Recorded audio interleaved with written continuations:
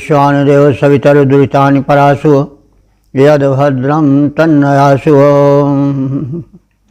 ॐ भद्रं कर्णेभिः शृणुयाम देवा भद्रं पश्येमाक्षिभिर्यजत्रा स्थिरैरङ्गैस्तुष्टुवांसस्तनूभिर्व्यसेम देवहितं यदायुः। वेद प्रेमियों सुधी श्रोताओं, संप्रति हम सब ऋग्वेद के 27वें सूक्त की व्याख्या में प्रवेश करने जा रहे हैं। इस सूक्त में कुल 15 मंत्र हैं। सभी मंत्र गायत्री छंद में निबद्ध हैं। मंत्र दृष्टा ऋषि विश्वामित्र गाथिन हैं और देवता हैं अग्नि। ऋग्वेद के तीसरे मंडल के 27वें सूक्त के पहले मंत्र का प्रतिपाद्य है यज्ञ माध्यम से मनुष्यों और देवों में संबंध स्थापन का कथन। तो अब संबंधित मंत्र का सर्वप्रथम सस्वर पाठ हो जाए। प्रभो वाजा अभिद्यवो हविष्मन्तो घृताच्या देवाञ्जिगाति सम्नजः। इस पहले मंत्र में यह तथ्य बताया गया है कि देवों और मानवों में स्नेहिल संबंध यज्ञ के माध्यम से स्थापित होता है। यज्ञ ऐसा सेतु है जिसके द्वारा देव और मनुष्य परस्पर मिलते हैं, एक दूसरे के पूरक बनते हैं। तो देव जो हैं वो क्या चाहते हैं? यज्ञ, क्योंकि दैविक शक्तियाँ जो हैं यज्ञ से पुष्ट होती हैं। ऋग्वेद के देवता प्रत्यक्ष देवता हैं। अग्नि है, वायु हैं, जल हैं, पृथ्वी हैं, आकाश हैं, वनस्पतियाँ हैं। इन्हीं पर मानव का जीवन आश्रित है, प्राणियों का जीवन आश्रित है। तो इनको जब यज्ञ कर्म होता है तो जो उससे औषधीय हविष्यान्न से धूम निकलता है वह वायु का शोधन करता है, पर्यावरण का शोधन करता है, जल का शोधन करता है, पर्जन्य का शोधन करता है और इन्हीं पर मनुष्य का जीवन आश्रित है। पंच तत्व ही से तो शरीर बना हुआ है। जल क्षिति पावक गगन समीर पंच रचित है अधम शरीर। तो कहने की यह तात्पर्य है कि हमारा शरीर जिन तत्वों से निर्मित है, जिसको हम बहुत बड़ा मानते हैं, वो सब इन्हीं देव शक्तियों से ही तो बना है। ये प्रत्यक्ष देवता हैं, इनमें आस्था की कमी है। ये इस प्रकार से हम इनमें आस्था नहीं रख पाते हैं जैसे मूर्ति आदि में रख पाते हैं, मस्जिद मंदिर में रख पाते हैं।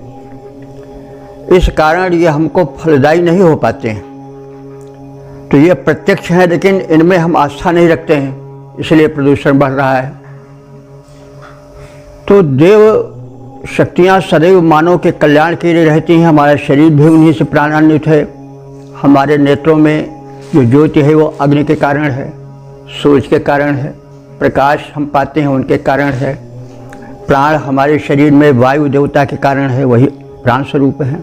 तो कहने का मतलब यही सब देवता हैं। हम इनके प्रति वो आस्था नहीं रखते। अगर वो आस्था रखें तो आस्था का और वास्तविकता का जब मेल हो जाता है तभी कल्याण होता है। तो यज्ञ जो है दोनों के मिलाने का साधन है।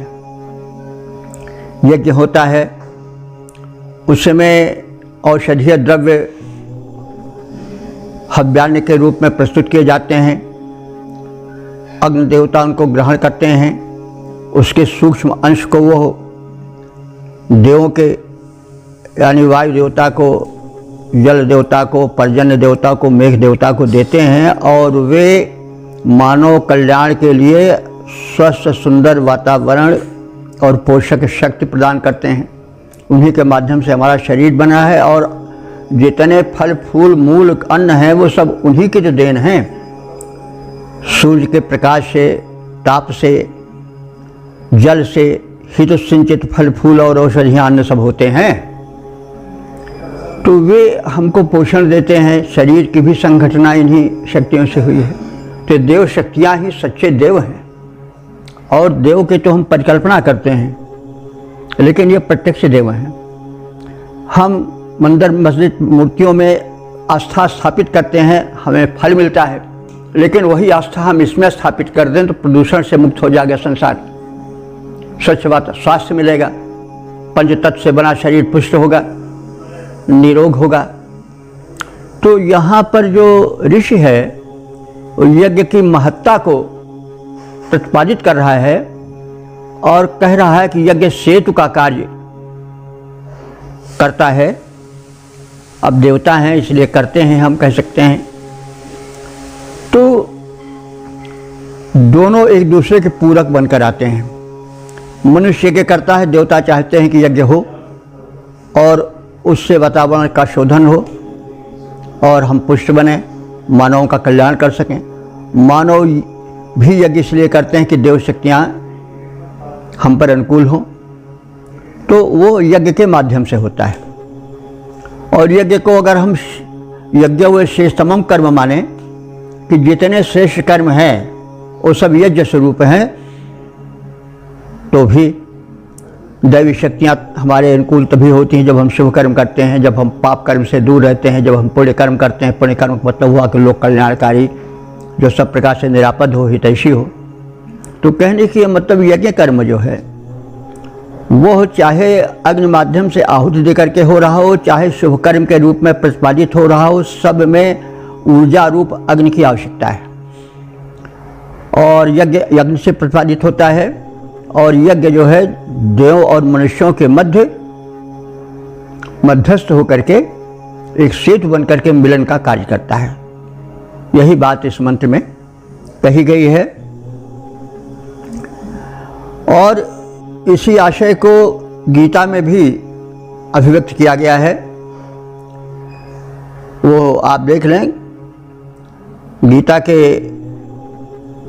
3 अध्याय का 10वां, 11वां, 12वां मंत्र प्रतिपादन करता है कि सह यज्ञा प्रजा सृष्टा पुरोवाच प्रजापति अनेन प्रसविसिद्धो मेष वो पृष्ठ कामधुक। यानी जब विधाता ने यह सृष्टि की रचना की तो उन्होंने घोषित कर दिया कि यज्ञ के माध्यम से हे देव और हे मनुष्यों तुम मिलो और परस्पर एक दूसरे के पूरक बनो। तो यज्ञ के माध्यम से देवान भावयंता ने, इस यज्ञ से देव जो हैं वो भावित होंगे यानी संतुष्ट होंगे। और देवा भावयंत, वह देव लोग आपको पुष्ट करेंगे, आपको समृद्ध बनावेंगे।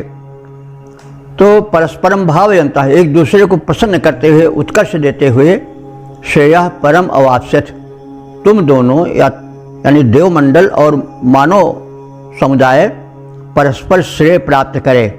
किसके माध्यम से? यज्ञ के माध्यम से। और इष्टान भोगान ही देवा दास्यन्ते यज्ञ भाविता। और जब देव शक्तियाँ यज्ञ माध्यम से पुष्ट होंगी तो वे दास्यन्ते, तुम्हारा अभिलषित प्रदान करेंगी यज्ञ से संतुष्ट होकर के। तो मतलब यज्ञ कर्म की महत्ता है। देव शक्तियों और मानवों के मध्य में सेतु का कार्य यज्ञ करता है। तो यही बात इस मंत्र में प्रतिपादित है। अब इसी की छाया में हम मंत्रार्थ देखें तो वाजा अभिषद्यवः देवा। बाजा माने बाज होता है बल।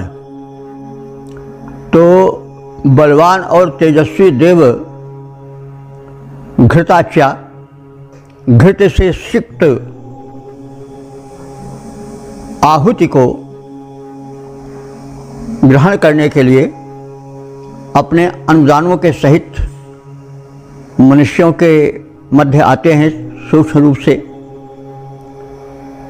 और हविष्मन्तः वह और हवि प्रदान करने वाले, यज्ञ के माध्यम से हविष्यान्न देने वाले यजमानों को ये जो है वो अग्निदेव के ओर आते हैं प्रसन्न होकर के और उन्हें उनका इष्ट प्रदान करते हैं जो चाहते हैं, क्योंकि देव शक्तियाँ ही तो सब देती हैं। अब बाद में तो भिन्न भिन्न रूपों में धर्मों में कल्पित हो गए, लेकिन वास्तव में प्रत्यक्ष देवता तो यही हैं। वायु हैं, जल हैं, अग्नि हैं, आकाश है, पृथ्वी है, ये सब इन्हीं से हमारा शरीर बना, इन्हीं से सारे खान पान के पदार्थ बने हैं। तो वे पुष्ट और उत्तम होकर के देवों के द्वारा प्रदान किए जाते हैं। जब वे घृत समन्वित सुस्वादु और पुष्ट हव्य द्रव्य पाते हैं तो इसलिए यज्ञ से पुष्टि पाने वाले देवता यज्ञ से पोषण पाने हेतु मनुष्य के यज्ञों में पधारते हैं। मनुष्य से उनका संपर्क जुड़ता है और मनुष्य जो हैं वो सुमनयुः माने सुख के इच्छुक होकर के, क्योंकि प्रत्येक व्यक्ति सुख चाहता है। कोई कार्य इसलिए कोई करता है कि हमको सुख मिले, ऐसा कौन प्राणी ही सुख नहीं चाहता है, लेकिन सुख चाहने से नहीं होता, उसके लिए कर्म करना पड़ता है। तो वे मनुष्य जो कि सुख सुमन्यु माने सुख चाहते हैं, वे देवान जिगाति यज्ञ के माध्यम से देवों के पास जाते हैं।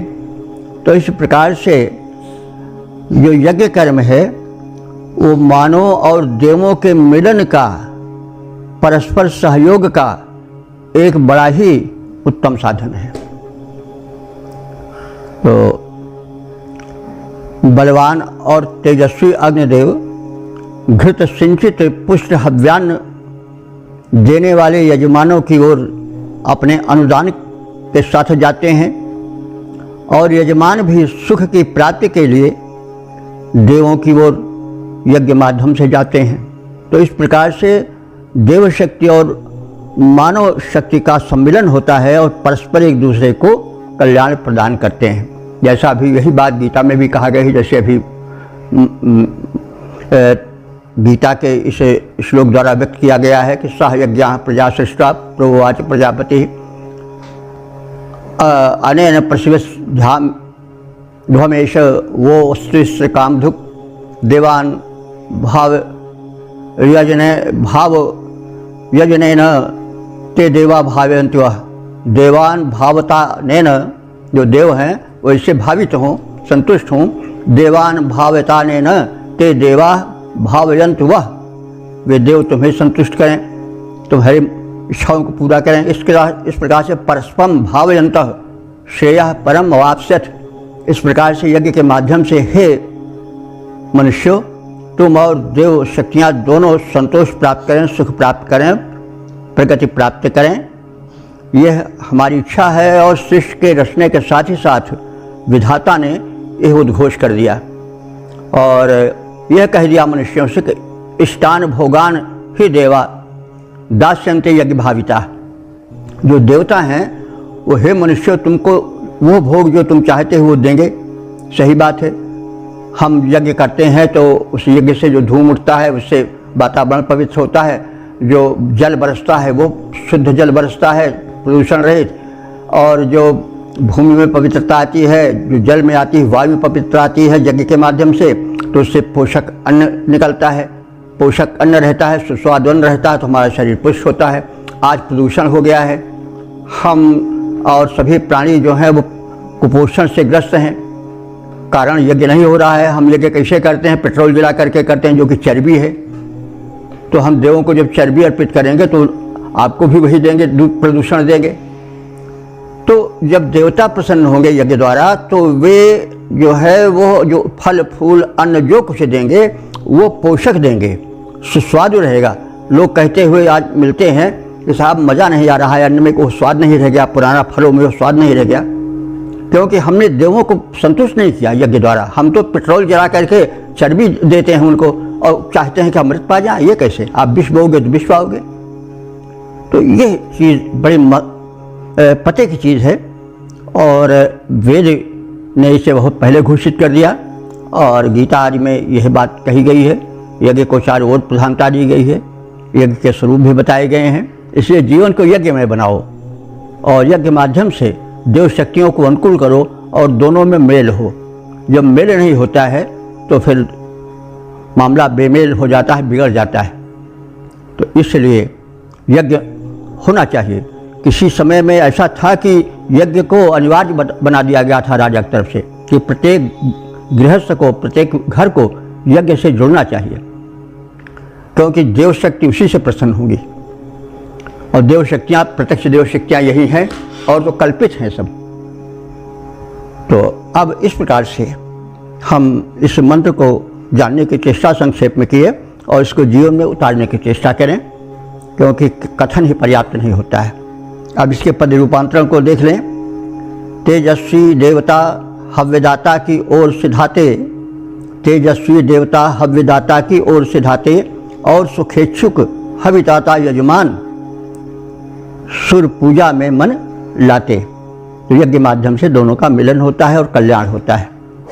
ओम वेद प्रेमियों, सुधीर श्रोताओं, संप्रति हम सब ऋग्वेद के 23वें मंडल के 27वें सूक्त के दूसरे मंत्र की व्याख्या में प्रवेश करने जा रहे हैं।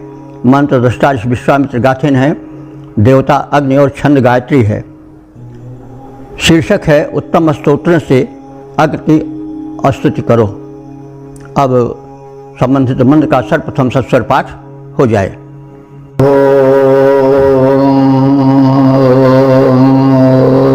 ईळे अग्निं विपश्चितं गिरा जग्दस्य साधनं सृष्टेवानं धितावानं। इस दूसरे मंत्र में बताया गया है कि परमात्मा के तेजोमय रूप और मनुष्य के सर्वथा निकट और हितकारी अग्नि की स्तुति आवश्यक है और वही कल्याणकारी है। इसीलिए हम यज्ञ में अग्नि की स्तुति करते हैं। तो अग्नि को बताया गया है पहले भी, और हम जान लें और धारणा कर लें, अग्नि हमारे निकट के हितैषी हैं। और अग्नि केवल वही जो हम बाह्य रूप देखते हैं, सोचते हैं कि जो हम चाहें जलावें चाहें बुझाएं तो हम स्वामी मान लेते हैं, हम भूल करते हैं। अग्नि के जो पीछे एक सूक्ष्म शक्ति है वो देवता है, ये तो उसका बाह्य रूप है। तो अग्नि सर्वव्याप्त है। आप जानते हैं कि अग्नि घर में हमारे प्रकाश बनकर, चारों ओर प्रकाश बनकर के, दीपक बनकर रसोई में जा कर के और हर तरह से सूर्य के रूप में प्रज्वलित होकर के बिजली के रूप में हमारा या मानव मात्र का कल्याण करती है।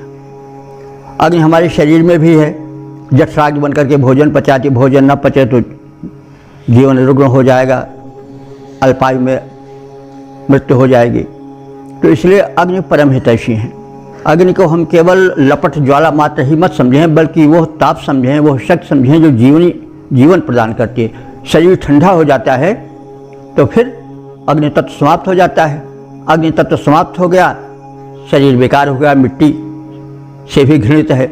मिट्टी को छूने से तो लोग नहीं घृणा करते, लेकिन जब शरीर में प्राण अग्नि तत्व नहीं रह जाता तो शरीर को छूने से भी लोग घृणा करते हैं और स्नान किए हुए बिना पवित्र नहीं होते हैं।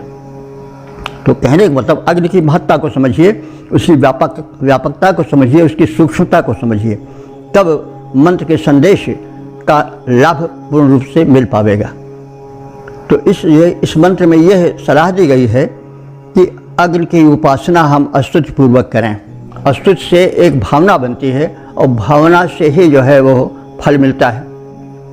तो जो विपश्चित हैं, विपश्चित माने विद्वान, वे लोग अग्नि की उपासना करते हैं। कैसे अग्नि की?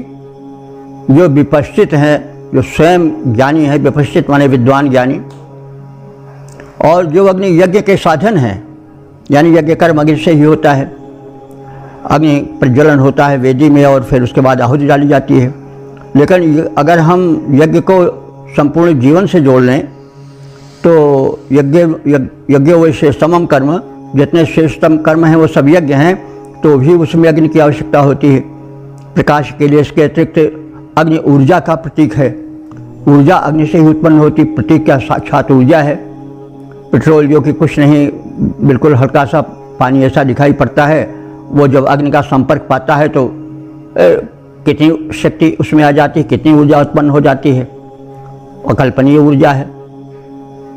तो कहने के मतलब कि ऊर्जा के स्रोत अग्नि है, चाहे तन की ऊर्जा हो, चाहे मन की ऊर्जा हो, चाहे यंत्र की ऊर्जा हो, उस ऊर्जा के, सौर ऊर्जा भी तो है ना, सूर्य भी तो अग्नि के बड़े भारी पुंज हैं। तो कहने का मतलब ऊर्जा के, प्रकाश के साधन अग्निदेव हैं।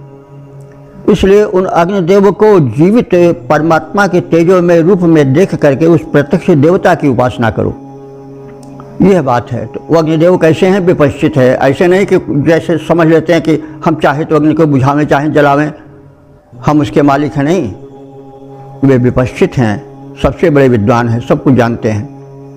यज्ञ से साधनम, और हम जीवन यज्ञ के, हमारे यज्ञ के और हम जीवन यज्ञ में चाहे ऊर्जा की आवश्यकता हो, चाहे हवि की आवश्यकता हो, सब में हमें अग्नि का प्रज्वलन करना पड़ता है। तो वे यज्ञ के साधन हैं। और कैसे हैं? सृष्टिवान में हैं, सुख कारक हैं। अग्नि से हमको सुख मिलता है, इसकी व्याख्या की आवश्यकता नहीं है। और धीतावानम, वे हमको संपन्न बनाने वाले हैं और स्वयं संपन्न हैं।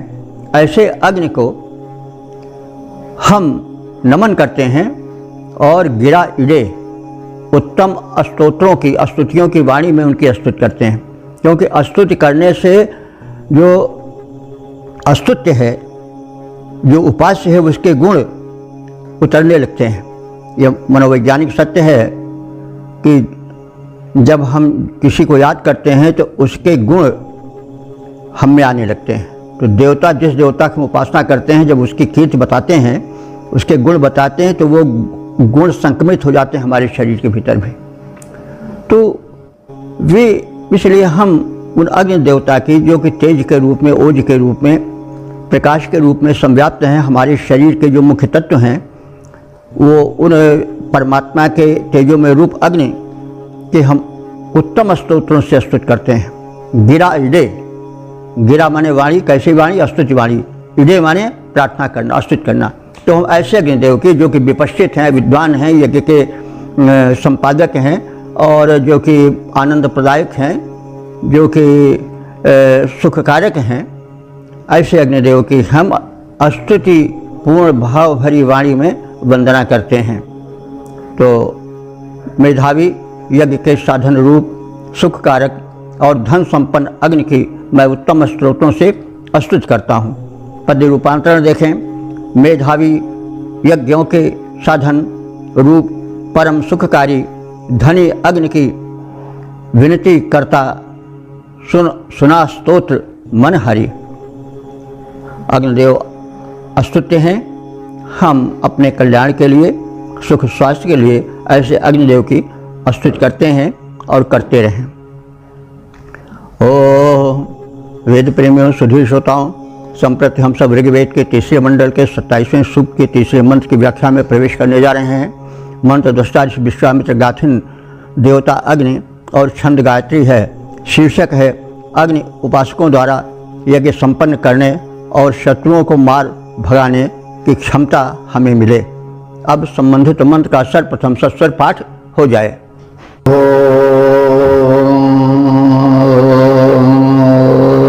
अग्ने शके मते भजञ्जमन् देवस्य वाजिनाः अतिद्वेषांसि तरेमा। इस तीसरे मंत्र में अग्नि उपासना द्वारा पुष्टि प्राप्त करके बाह्य और आंतरिक शत्रुओं पर विजय पाई जाए, इसका कथन है। तो अग्नि, हे अग्निदेव, वयम वाजिनः, हम लोग शक्ति चाहते हैं, वाजिना का दो अर्थ होता है। वाजिना माने अन्न भी होता है, वाजिना माने शक्ति भी होता है। तो वाजिना अन्न के इच्छुक, अन्न वो है जो आहार हमें मिलता है, क्योंकि आहार ही से शरीर चलता है।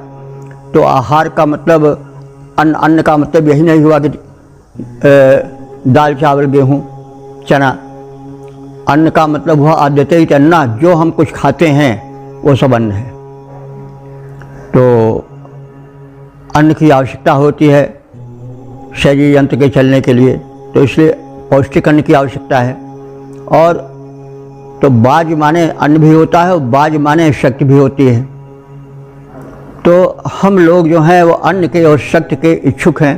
तो वयम वाजिना, हम अन्न की, आहार की और शक्ति के इच्छुक हैं। और देवस्य थे, और दिव्य गुणों से युक्त हे अग्निदेव, तुम्हारी यमम शकेम अपने पास रखने की, यानी अपने भीतर तुम्हारे सत्व को जगाने की सामर्थ्य चाहते हैं, जिससे कि हम द्वेषांश अति तरेम, जो हमसे द्वेष सकते हैं, जो हमारे शत्रु हैं, जो हमें अनिष्ट पहुंचाते हैं, उनको हम दूर कर सकें, उनको हम परास्त कर सकें। तो हे अग्निदेव, हव्यान युक्त हम उपासक दिव्य गुण युक्त तुम्हें अपने समीप रखने में समर्थ हों, अर्थात यजन भजन करने की स्थिति में रहें और शत्रुओं को दूर कर सकें। इसको ज़रा थोड़ा गंभीरता से ले लीजिए और निकट की व्याख्या से। देखिए, अग्निदेव हैं, परमात्मा के तेजो में रूप हैं और शक्ति के ऊर्जा के उत्पादक हैं। तो जब हम अग्नि को हव्यान्न प्रदान करेंगे तो हमें ऊर्जा मिलेगी, वातावरण का शोधन होगा, साथ साथ शरीर में जो जठराग्नि है उसमें जो हम आहार देते हैं वो हव्य है जठराग्नि के लिए। तो हम उत्तम आहार दे करके, उत्तम हव्य चढ़ा करके उत्तम बल और दिव्य गुण चाहते हैं, ऊर्जा चाहते हैं, क्योंकि ऊर्जा के स्रोत अग्नि है। अग्नि से ही ऊर्जा होती है, चाहे बाहरी जगत में हो चाहे भीतरी यानी शरीर में हो। जब अग्नि प्रज्वलित होती है, जठराग्नि पुष्ट रहती है, तो जो अन्न हम खाते हैं, आहार लेते हैं, वो पचता है और पच करके ऊर्जा देता है। और यही नहीं, जितने धातुएं हैं उन सब में जो मेटाबॉलिज्म चयापचय होता है वो सब अग्नि के माध्यम से ही होता है। जब अग्नि क्षीण हो जाती है तो मनुष्य दुर्बल होने लगता है, झुर्रियाँ पड़ जाती हैं, शरीर में निर्बलता आ जाती है। तो अग्नि तत्व जागृत रहना परम आवश्यक है। तो अग्नि जो है वो देवता हैं और चेतन देवता हैं। ऐसा नहीं कि वो अग्नि जिसको हम समझ बैठे हैं बहुत छोटा, कि जब चाहें तब जलाएं, जब चाहें तब बुझाएं। नहीं, अग्नि तो अमर है, उनको कोई नहीं जला सकता है ना बुझा सकता है, उनका लाभ उठा सकता है। तो उस दिव्य शक्ति के रूप में हम अग्नि को देखें और उसी रूप में ऋषि प्रार्थना कर रहा है कि हे अग्नि देवता, तुम शक्ति के पुंज हो और तुम समर्थ हो और हमें सामर्थ्य दो। उस सामर्थ्य से हम क्या करें कि शत्रुओं को मार भगाएं। तो शत्रु हमारे बाहरी शत्रु जो हैं, जो हमारे अहित को सोचा करते हैं, हमें आगे बढ़ने से रोकते हैं, उनको हम मार भगाएं। ऊर्जा हमारे पास होगी तभी तो हम सामना कर पाएंगे, तो वे हमारे निकट ना सकें। क्योंकि दुर्बलो दैवघात का, संसार में दुर्बल होना सबसे बड़ा पाप है। दैव ने जो है वो दुर्बल को सदैव दंड देता है। सिंह को पूछे न कोई, कभी बलि पे बकरे ही चढ़ाए गए और कछुए कटिए में लगाए गए, दूध पिलाए गए, अहिपे कछुए कटिए में लगाए गए, तवदीप यही जक्की रही, यहाँ दुर्बल सदा ही सताए गए। तो ये सृष्टि का नियम है, इसलिए अपने को कमज़ोर मत बनाओ। तो कमज़ोर हम तब नहीं होंगे जब हम में ऊर्जा रहेगी। ऊर्जा के उत्पादक कौन है? अग्निदेव हैं। ऊर्जा उन्हीं से उत्पन्न होती है, इसलिए हम अग्नि की उपासना करें और उससे हम अपने को क्या करें, द्वेषियों को मार भगावें, जो हमारा अहित चाह रहे हैं, चाहे बाहरी जगत के हों, जो हम पर आक्रमण कर रहे हैं, उनको हम अपनी ऊर्जा से रोकें, अथवा हमारे जो भीतर बैठे हुए शत्रु हैं, षड्रूप कहा गया है ना, काम क्रोध मद लोभ मोह, ये सब जो हैं हमारे शत्रु आंतरिक हैं, ये मिल करके हमको मारते हैं, ये बड़े घातक होते हैं। इनको भी हम ऊर्जा से मार भगावें। आप देखते हैं ना, जो दुर्बल कमज़ोर होते हैं उनको गुस्सा बड़ी जल्दी आ जाती है, क्योंकि वो दुर्बल पर जो है क्रोध भी हावी हो जाता है बड़ी जल्दी। तो जब हम पुष्ट होंगे भीतर से तो हम में एक गंभीरता आवेगी, हम में एक सहनशक्ति आवेगी। तो काम, क्रोध, मद, लोभ जब हम दुर्बल होते हैं, हमारी मनस्सी डगमगाती है, तभी तो हम पर काम, क्रोध, मद, लोभ, मोह हावी हो जाते हैं। तो इसलिए हे अग्निदेव हमको ऊर्जा दो और उस ऊर्जा से हम अपने शत्रुओं को मार भगावें। शत्रु से मतलब केवल यही मत समझिए कि जो हमसे मुकदमाबाजी जिनसे हो रही है, जो हमें धन पैदा करने में, धन लेने में बाधक होते हैं, वही हमारे शत्रु हैं। जो हमारे अनुचित कार्य में हमें रोकते हैं, चोरी से या किसी काम से, वो हमारे शत्रु हैं नहीं। शत्रु बाहरी भी हो सकते हैं और भीतरी शत्रु हैं, सब हैं। तो जितने हमारे प्रगति में बाधक हैं, हमारे सुख शांति को हरने वाले हैं, हमें पाप से जोड़ने वाले हैं, वे सब हमारे शत्रु हैं। और हम हे अग्निदेव तुम्हारी ऊर्जा प्राप्त करके उन सबको मार भगावें। तो इसलिए हे अग्निदेव हव्यान युक्त हम उपासक दिव्य गुण युक्त तुम्हें अपने समीप रखने में समर्थ हों और अर्थात यजन भजन करने की स्थिति में रहें और शत्रुओं को दूर भगा सकें, चाहे बाह्य जगत के शत्रु हों जो हमारे प्रगति में बाधक हैं, चाहे आंतरिक जगत के हमारे शत्रु हों जो हमारी सुख शांति छीनते हैं, हमें कुमार पर ले जाते हैं। तो पद रूपांतरण है अग्निदेव हम अन्न युक्त हव्यान तुम्हें दे पाएं, अग्निदेव हम अन्न युक्त हव्यान तुम्हें दे पाएं और तुम्हारी कृपा प्राप्त कर अरि को मार भगाएं। ओम वेद प्रेमियों सुधीर श्रोताओं, संप्रति हम सब ऋग्वेद के तीसरे मंडल के 27वें सूक्त के चौथे मंत्र की व्याख्या में प्रवेश करने जा रहे हैं। मंत्र दृष्टा विश्वामित्र गाथिन है, देवता अग्नि और छंद गायत्री है। शीर्षक है अग्नि से सुखी जीवन प्राप्ति की प्रार्थना। अब संबंधित मंत्र का सर्वप्रथम सस्वर पाठ हो जाए। समिध्यमानो अध्वरे एग्निः पावक ईड्याः शोचिष्टे शस्तमेमहे।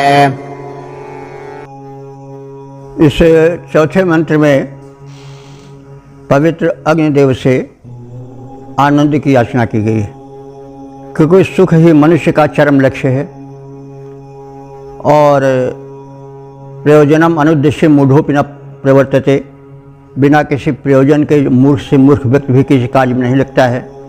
तो अग्नि की उपासना हम किस लिए करते हैं कि हम सुखी हो सकें, और सुख शक्ति से मिलता है। वो शक्ति बुद्धि की शक्ति हो, आत्मा की शक्ति हो, मन की शक्ति हो। तो इसलिए अग्निदेव से शक्ति और आनंद की याचना इस मंत्र में की गई है। अग्नि ही अध्वरे समदध्यमाना, जो अग्निदेव अध्वर में, अध्वर माने यज्ञ होता है, न ध्वरा इति अध्वरा, तो वह यज्ञ जिसमें कि हिंसा न हो वह यज्ञ है। बार बार ऋषि यहाँ संबोधित कर रहा है कि यज्ञ वही है जिसमें हिंसा न हो। ये पशुवध आदि तो विकार में बाद में कुछ लोलुप लोभी व्यक्तियों द्वारा हिंसा का समर्थन किया गया। वैसे ऋषि बार बार संबोधित करता है कि यज्ञ को अध्वर होना चाहिए, हिंसा रहित होना चाहिए। हिंसा जो है मन से भी, यानी किसी को हम मानसिक क्लेश पहुंचाते हैं तो भी हिंसा हो जाती है। तो यज्ञ में हिंसा नहीं होनी चाहिए, इसलिए उसको अध्वर कहा गया है। ये अग्नि अध्वरे समदध्यमाना, जो अग्नि हमारे हिंसा रहित यज्ञ में प्रदीप्त होते हैं, और या हमारे जीवन यज्ञ में जो हिंसा रहित हो उसमें जो हमें शक्ति देते हैं, प्रदीप्त होते हैं, ऊर्जा प्रदान करते हैं, वे अग्नि कैसे हैं? शोचिष केशः, उनके जो केश हैं वो कैसे हैं? ज्वाला रूप हैं। जो लपट हैं वही अग्निदेव के केश हैं। और वे कैसे हैं? पावक हैं। पावक माने पवित्र करने वाला, पुनाति इति पावकः, वे अग्नि पवित्र करने वाले हैं। अग्नि के संपर्क से वस्तु पवित्र हो जाती है। तो और कैसे हैं? ईड्यः, अस्तुत्य हैं। तो ऐसे अग्निदेव को हम सब प्रसन्न करते हैं और ईमहे माने उनसे सुख की याचना करते हैं।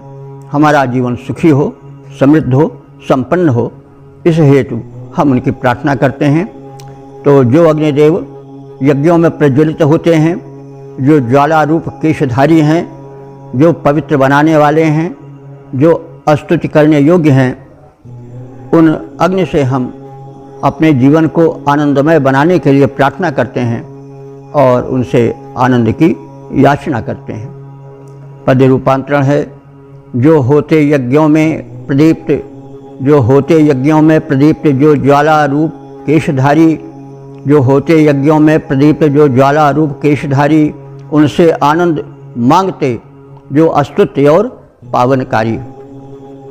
ओम वेद प्रेमियों, सुधी श्रोताओं, संप्रति हम सब ऋग्वेद के तीसरे मंडल के 27वें सूक्त के 5वें मंत्र की व्याख्या में प्रवेश करने जा रहे हैं।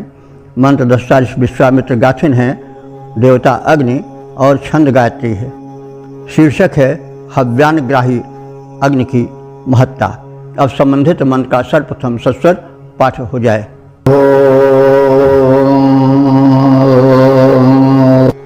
प्रथमाजा अमर्त्य घृतनिर्डिक्स्वाहुतः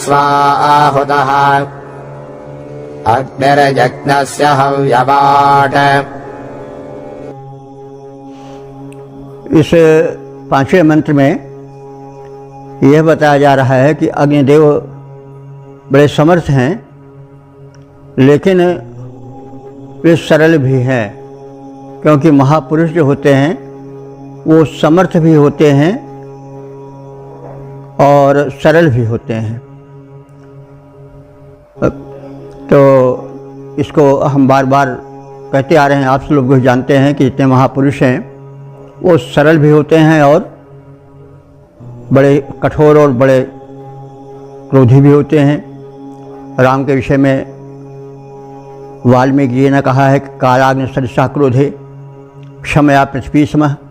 राम क्रोध करते हैं तो कालाग्नि बन जाते हैं, जैसे सब कुछ भस्म कर दें, लेकिन क्षमा करते हैं तो पृथ्वी बन जाते हैं।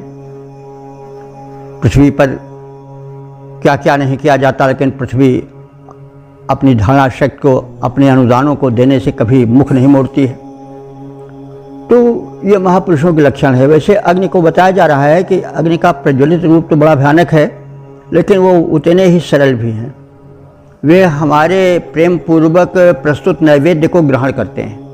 आहुतियाँ जो हम प्रदान करते हैं उसको वो सहर्ष से लेते हैं। तो अग्नि जो हैं वो कैसे हैं? पृथु पाजाह, पाज कहते हैं बल को, तेज को।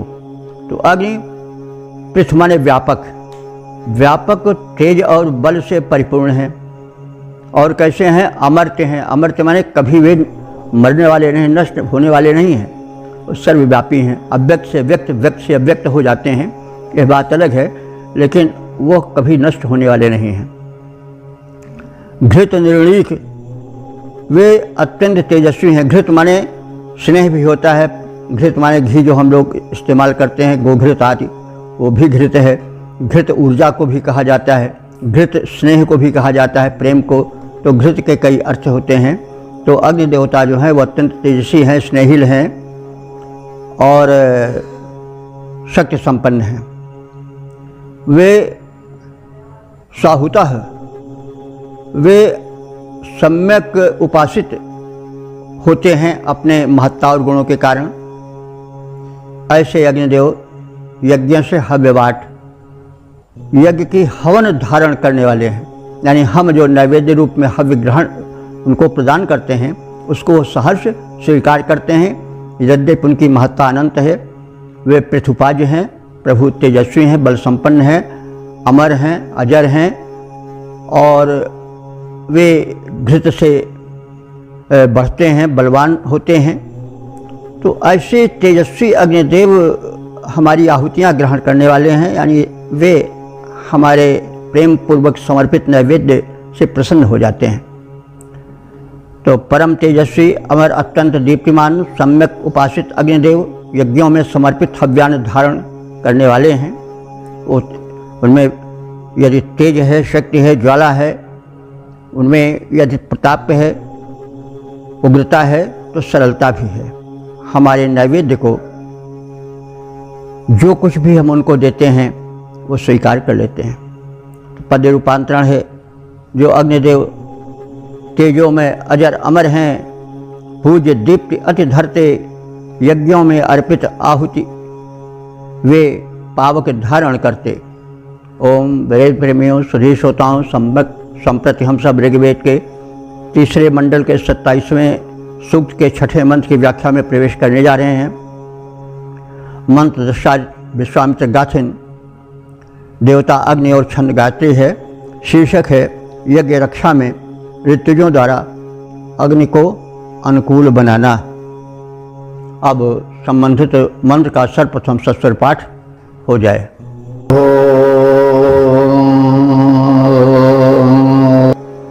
तं सबाधो यतस्रुत इत्थाधिजा जग्नवन्तः आचक्रुरग्निमोतये। इस 6ठे मंत्र में यह बताया गया है कि याज्ञिक क्रिया में ऋतुजों का कितना महत्व है। ऋतुज वो हैं पुरोधा जो ऋतु के अनुकूल यज्ञों को कराते हैं।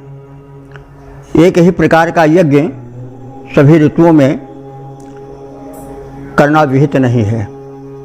तो जो ऋतुज होते हैं वो यह जानते हैं कि कब किस महीने में किस समय कौन सा यज्ञ होना चाहिए। तो हम ऋतुज को गुरु रूप में भी मान सकते हैं। गुरु ज्ञानी होता है, हमारे जीवन यज्ञ में वह बताता है कि कब आप कौन सा काम करो, तो उसको हम इस रूप में भी समझ सकते हैं। जैसे ऋतुज यज्ञ कर्म का कुशल ज्ञाता होता है, वैसे ही गुरु जो है वह जीवन को संवारने वाला, सुधारने वाला और दिग्दर्शक होता है। तो यह जो अंतर्हित गूढ़ अर्थ है उसको भी हम जोड़ करके कर सकते हैं। तो ऋतुज यानी यज्ञ कराने वाले जो ऋतुओं के अनुसार यज्ञ का संपादन कराता है, उस पुरोधा के विषय में ऋषि कह रहा है कि पुरोधा जो है वह यज्ञों की रक्षा के लिए, यज्ञों की सुरक्षा और उसकी वृद्धि के लिए वह सबाधः यज्ञवन्तः, वह यज्ञ में विघ्न विनाशक बनकर आता है। यज्ञ में विघ्न न आवे, सकुशल पूरित हो, इसके वह उपाय जानता है। और यजनीय हवियों से युक्त वह होता है। यजनीय पूजनीय हविष्यान्न जो अग्निदेव को चढ़ाया जाता है। और यत शुचा, वह जो पुरोधा है, ऋतुज है, शुचा कहते हैं जिसको आज हम सुरुआ कहते हैं, जिसे घी डाला जाता है उसको शुच कहते हैं। एक पात्र है जिसके माध्यम से जब यज्ञ होता है तो उसमें घृत डाला जाता है और जिससे अग्नि प्रज्वलित होते हैं।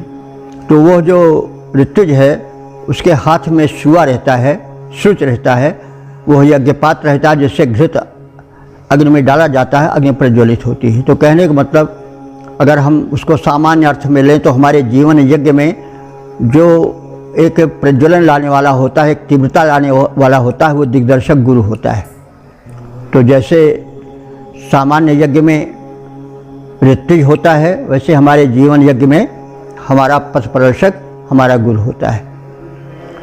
तो इस प्रकार से धियातम अग्निम ऊते आ चक्रुः, इस प्रकार से वो जो ऋतुज है वो स्तुति मंत्रों द्वारा अग्नि को रक्षार्थ हम सबकी ओर उद्यत करता है। तो गुरु को माने तो गुरु अपने उपदेशों द्वारा स्तुति भजन वाले मंत्रों द्वारा जो यजमान है, जो शिष्य है, उसको समर्थ बनाता है कि उससे अग्नि प्रसन्न हो जाए, अर्थात वो जो देदीप्यमान देवता हैं, परम शक्तिमान हैं, वो प्रसन्न हो जाएं। तो विघ्न बाधाओं को दूर करके यज्ञ विघ्न विनाशक यजनीय हवियों से युक्त आगे बढ़ाई हुई शुचा वाले ऋतुजों ने इस प्रकार अस्तित्व द्वारा इन अग्नि को अपनी रक्षा के लिए अपने अनुकूल बनाया है। और उस ऋतुज की यज्ञ कराने वाले गुरु की, पुरोधा की, पुरोहित की यह विशेषता है कि वह अग्नि को, परमात्मा के तेजोमय रूप को यजमान के, यज्ञ करने वाले के अनुकूल बनाता है। दूसरे रूप में हम यह कह सकते हैं कि गुरु जो है वह भगवान से मिलाने का साधन होता है और ऐसी शक्ति और ऐसा बल और ऐसा विवेक, ऐसी बुद्धि देता है कि परमात्मा उसके अनुकूल हो जाते हैं। तो इस प्रकार से हम यह लगा हुआ अर्थ भी ले सकते हैं। इसलिए गुरु की बड़ी महत्ता है। प्रत्येक महापुरुष ने गुरु को, जो पथ प्रदर्शक होता है, उसकी महत्ता का अनुभवन करके तद विषय का अभिव्यक्ति दी है। गुरु को कीजिए दंडवत कोटि कोटि प्रणाम, और गुरु गोविंद दो खड़े काके लागों पाए, बलिहारी गुरु आपने गोविंद देव दिखाए। हमारे सामने गोविंद और गुरु दोनों खड़े हैं। अब प्रश्न होता है कि सम्मान प्रदर्शन के लिए हम पहले किसके चरण स्पर्श करें? तो सोच विचार कर यह कवि भक्त निश्चय करता है कि मैं पहले गुरु के चरण स्पर्श करूंगा, क्योंकि गोविंद को दिखाने वाला वही है। अगर वह ना होता तो हम गोविंद को, उस अपने उपास्य देव को प्राप्त न कर पाते। वैसे यहाँ पर कहा गया है, बात कही गई है उस ऋत्विज के लिए जो यज्ञ क्रिया संपन्न कराता है और यज्ञ को विघ्न बाधाओं से दूर रखता है, और जो उसमें पैरेलल अर्थ, समानार्थक अर्थ चल रहा वो यह है कि हम उस पथप्रदर्शक दिग्दर्शक गुरु की वंदना करते हैं, जो कि हमारे जीवन यज्ञ में सहायक होता है, सफलता के गुरु बताता है और परम शक्ति से हमको जोड़ता है और हमारे मंगल का विधान करता है। तो विघ्न बाधाओं को दूर करके यजमान के विघ्न विनाशक यज्ञ हवियों से युक्त आगे बढ़ाई हुई सुचा वाले ऋतुजों ने इस प्रकार अस्तित्व द्वारा हम सबको अग्नि की उपासना के लिए, परमात्मा के तेजमय रूप को अपने अनुकूल बनाने के लिए हमारी रक्षा का प्रबंधन किया है। तो पद रूपांतरण है, विघ्न न आए यज्ञ क्रिया में ऋत्विज किए उपाय, विघ्न न आए यज्ञ क्रिया में ऋत्विज किए उपाय, हव्य युक्त सुख पात्र को आगे दिया बढ़ाए, आहुति द्वारा स्तुति द्वारा हो श्रद्धा संपन्न, अग्नि देवता को किए रक्षा हेतु प्रसन्न। ओम वेद प्रेमियों सुधी श्रोताओं, संप्रति हम सब ऋग्वेद के 23वें मंडल के 27वें सूक्त के 7वें मंत्र की व्याख्या में प्रवेश करने जा रहे हैं। मंत्र दृष्टा विश्वामित्र गाथन, देवता अग्नि और छंद गायत्री है। शीर्षक है सत्कर्म के प्रेरक अग्निदेव। अब संबंधित मन का सर्वप्रथम सस्वर पाठ हो जाए।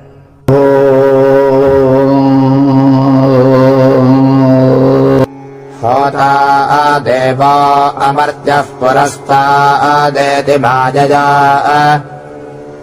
विदधा निप्रचोदयन्। इस 7वें मंत्र में बताया गया है कि मानव हित में अग्निदेव आगे रहते हैं, इसीलिए वे अग्नि कहे जाते हैं, क्योंकि अग्नि का अर्थ ही होता है जो अग्रगण्य हो, आगे हो। इसीलिए वेद में, लगभग ऋग्वेद में सभी मंडलों में 10 मंडल हैं, प्रथम मंत्र जो है वो अग्नि को ही है। तो अग्नि मनुष्यों के सबसे निकट के देवता हैं, सबसे उपयोगी देवता हैं और हित में अग्रगण्य रहने वाले हैं। कोई शुभ कार्य होता है तो पहले अग्नि प्रज्वलन होता है, विवाह हो तो पहले अग्नि प्रज्वलन होता है, उसकी फेरी ली जाती है। कोई शुभ कार्य होता है तो दीप प्रज्वलन होता है घर में। कहने का मतलब अग्निदेव, अग्नि का अर्थ ही होता है जो आगे रहे। तो मनुष्यों के सबसे निकट के देवता अग्नि हैं और वे हमारे हित में चारों ओर आगे रहते हैं। इससे अग्नि की महत्ता तो इतना, जो मंत्र ऋषि कह रहा है कृतज्ञता प्रकट कर रहा है तो गलत नहीं कर रहा है। अग्नि ही तो सब कुछ है। हमारे शरीर में ओज तेज अग्नि के कारण है, आँखों में ज्योत अग्नि के कारण है। तो अग्नि तत्व अनेक रूपों में, जठराग्नि रूप में है। अग्नि तत्व जब क्षीण हो जाता है तो शरीर बलहीन हो जाता है। इसलिए अग्नि की उपासना, अग्नि का संरक्षण परम आवश्यक है। वो पर्यावरण के प्रदूषण को हरण करते हैं, स्वच्छ बनाते हैं, निर्मल करते हैं, तेज लाते हैं, बल लाते हैं। अग्नि तत्व की महत्ता, वो सच्चे देवता हैं। इसलिए अग्नि उपासन परम आवश्यक है। अग्नि को हम केवल जड़ समझ करके उपेक्षा न करें, वे सर्वथा हमारे रक्षक बनकर आते हैं और इतने क्षमाशील हैं कि हम अपने कर्मों से गलत काम करके भले दंड पावें, लेकिन वो हमसे रूठते नहीं हैं। तो इस प्रकार से अग्नि की महत्ता का प्रतिपादन किया गया है कि अग्नि जो है वो क्या है, होता माने आवाहक हैं, देवों को बुलाने वाले हैं, यानी दिव्य शक्तियों का आगमन अग्नि के माध्यम से ही होता है और मनुष्य का देवत्व से संयोजन भी अग्नि माध्यम से ही होता है। अग्नि कैसे हैं? अमर्त्य, अमर हैं, कभी वे नष्ट नहीं होने वाले हैं। और कैसे हैं? देव हैं, दिव्य गुणों से युक्त हैं। देव का अर्थ ही होता है दानाद, द्योतनाद, दीपनाद वा, जो दीप्त हो और दीप्ति दे और प्रदान करे वह देव है। तो वे अग्निदेव जो हैं अमर हैं, दिव्य हैं, देवों दिव्य शक्तियों को बुलाने वाले हैं, उससे मानव को मिलाने वाले हैं और वे स्वयं दिव्य गुण युक्त हैं। तो ऐसे अग्निदेव को विदिथानि प्रचोदयन, हम सभी विदथ कहते हैं यज्ञ को।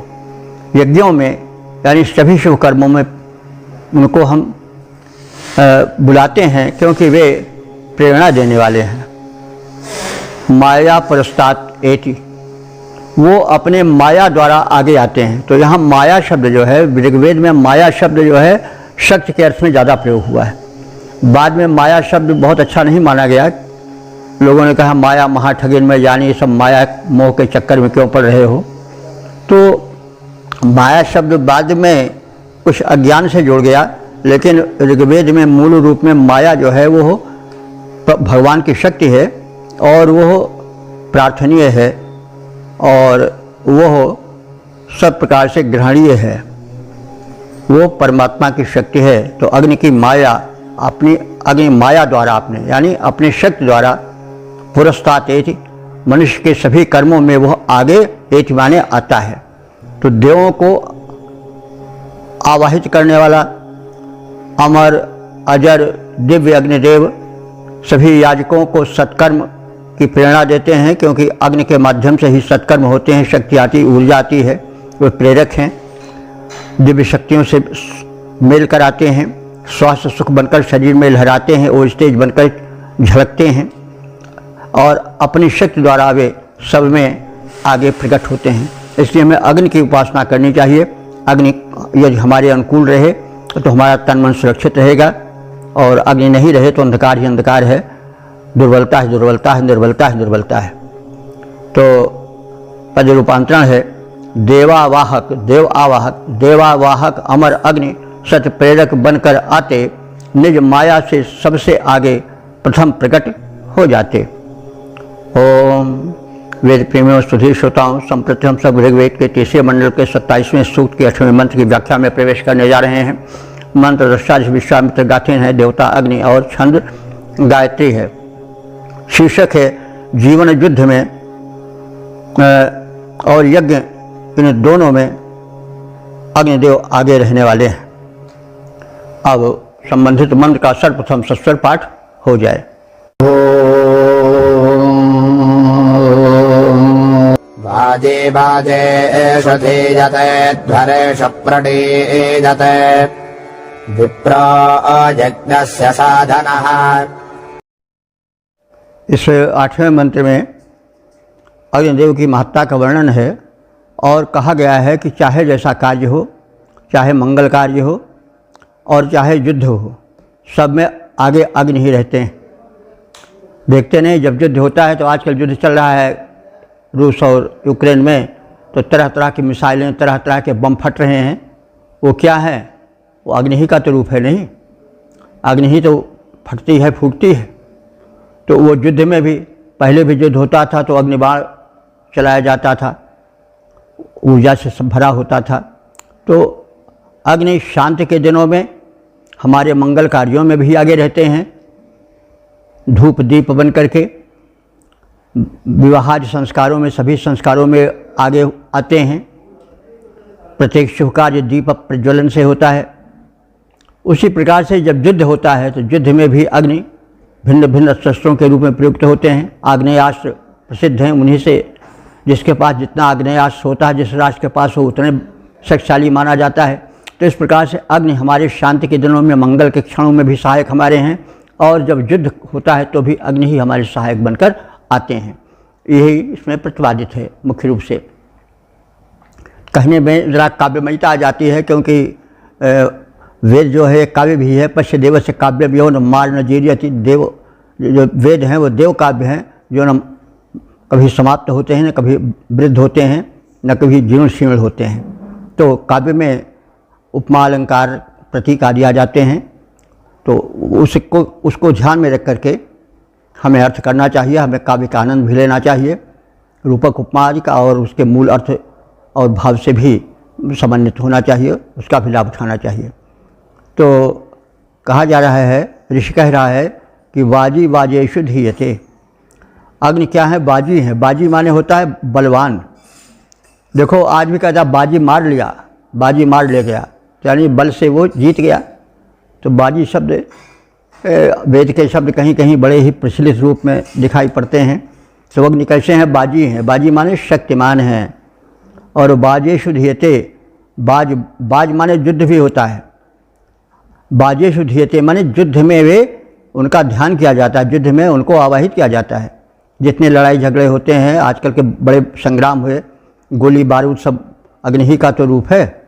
अस्त्र शस्त्र मिसाइल सब अग्नि ही के, तो वे जो हैं वो बलवान हैं। और बाजेश युद्धों में वो धीयते माने उनका ध्यान किया जाता है, उनको स्थापित किया जाता है। तो इस प्रकार से अग्नि बलवान हैं और युद्ध में सबसे आगे रहने वाले हैं। मंगल के कार्यों में भी वे दीप प्रज्वलन और आगे हवन आदि के रूप में प्रकट किए जाते हैं। और अध्वरेषु प्रणीयते, वे अध्वर माने यज्ञों में भी मुख्य स्थान पाते हैं, प्रतिष्ठित किए जाते हैं। वे विप्रः, वे विप्र हैं। विप्र माने ज्ञानी। विप्र का अर्थ होता है विशेष रूपेण प्रजानाति विप्रः, जो विशेषज्ञ हो, तत्वज्ञानी हो, वह विप्र है। ऋग्वेद में विप्र किसी जात से जोड़ करके नहीं कहा गया है। तो अग्निदेव को विप्र बताया गया है, क्योंकि वो सब कुछ जानते हैं। अग्नि का चेतन रूप होता है। जैसे हम कहते आ रहे हैं कि जो देव हैं, ये जो रूप दिखाई पड़ रहा है वो उनका बाह्य रूप है, भीतर तो एक सूक्ष्म रूप है जो चेतन है। तो अग्निदेव जो हैं वो विप्र हैं, सर्वज्ञ हैं, सब कुछ जानते हैं, परम चेतन हैं।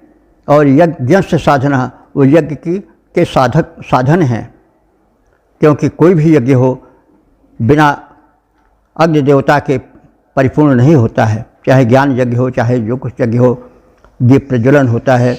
और विवाह संस्कारों में भी पहले आहुतियाँ डाली जाती है। और युद्धों में भी जैसे कहा गया है अग्नि का, तो अग्नि की बड़ी महत्ता है, क्योंकि वो शक्ति के प्रेरक हैं, ऊर्जावान हैं, और ऊर्जा उन्हीं से संपन्न होती है, ऊर्जोत्पादक हैं वे।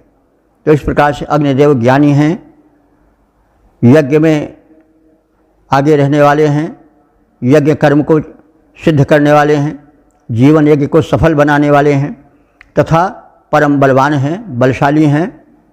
इसलिए उन्हें युद्धस्थल और यज्ञस्थल दोनों में आगे रखा जाता है, उनको मुख्य स्थान दिया जाता है, और वे दोनों में प्रतिष्ठित किए जाते हैं। पद रूपांतरण है, बुद्धिमान बलवान यज्ञ साधक हैं अग्नि महान। इसीलिए रण और यज्ञ में मिला अग्र स्थान। तो यज्ञ में तो अग्नि हव्यवाह हैं ही, आगे रहते ही हैं। युद्धों में भी आग्नेय अस्त्र के रूप में उनकी अग्र स्थापना होती है।